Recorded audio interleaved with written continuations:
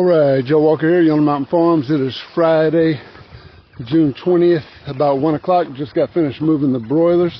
And real quick, just in case you don't know, or maybe just to document, I want to show you guys exactly why we moved the broilers. So here we are in their old paddock. So this has been their paddock for approximately 3 days. And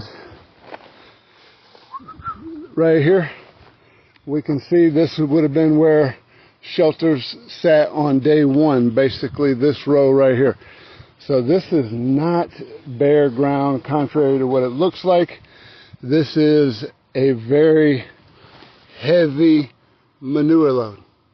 So why did they concentrate their manure right here? Because that's where the shade is. It's hot out here, and that's where their structures are. So right now we're really heating up, so that's why we have 1, 2, 3, 4, 5, 6 structures, which are the roof on those things is about 9 foot by 9 foot, and we always keep the slanted part facing towards the west. Why? Because that's where the sun is setting, and the hottest part of the day, we want them to have the most shade. So even once they turn this corner and start heading back in the other direction, which will be in a couple of days, we'll still keep the slanted part of the shelters facing west. But anyhow, yeah, so why do we move them?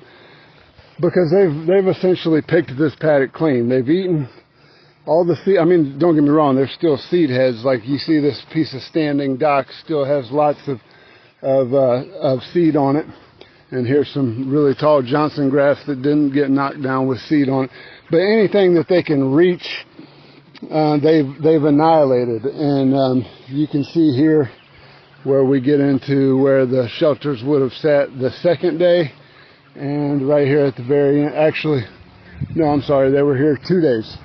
So this paddock was 2 days, and I think that's because we started running it wider because of the added shelter. So there was not as much space to go forward. So that's why they're on a 2-day rotation. But this spot actually is bare ground. This isn't.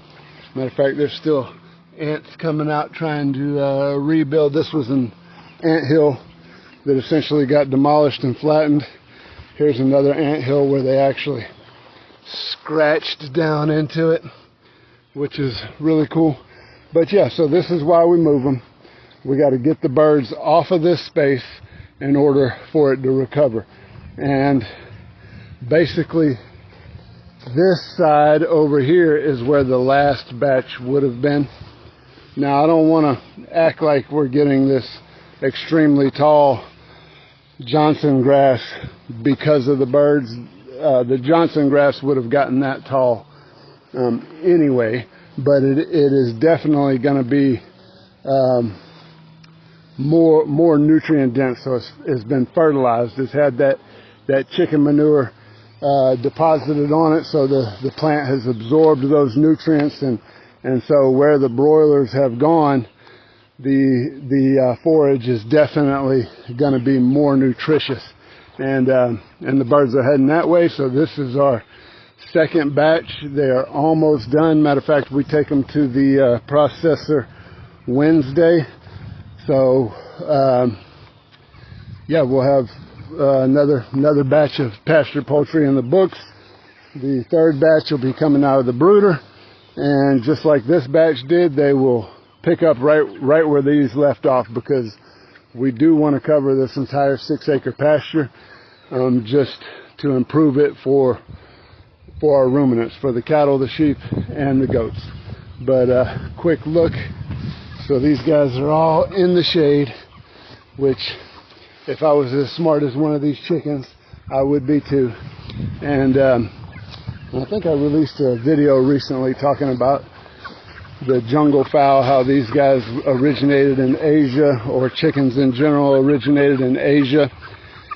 And you know, I just think this, I just think this is really cool. So, you know,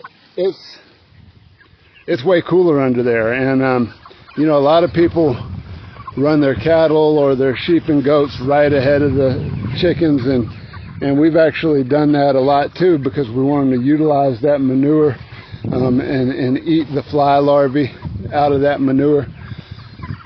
But honestly, I like having this tall forage for the broilers, especially here we are, you know, last third of June here, and it's hot. I mean, we're hitting 90.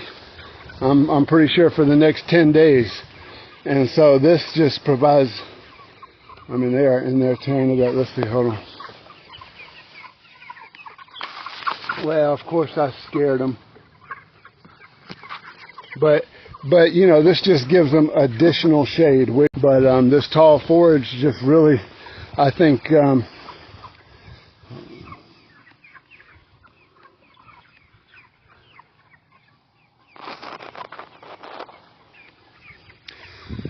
this tall forage just really kind of gives them that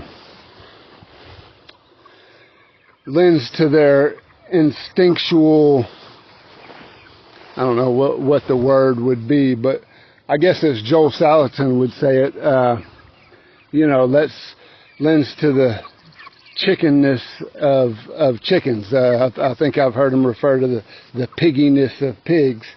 But, you know, having these guys in this dense forage, tall forage, it's kind of like they're in the jungle, you know. So that's how we do it. And thanks for watching. Y'all check us out. The rest of our videos there. Like, subscribe, share. Small scale regenerative agriculture. We are trying to rehabilitate this former cornfield, at the same time producing nutrient dense food for human consumption. So this is how we do it, guys. Thanks for watching.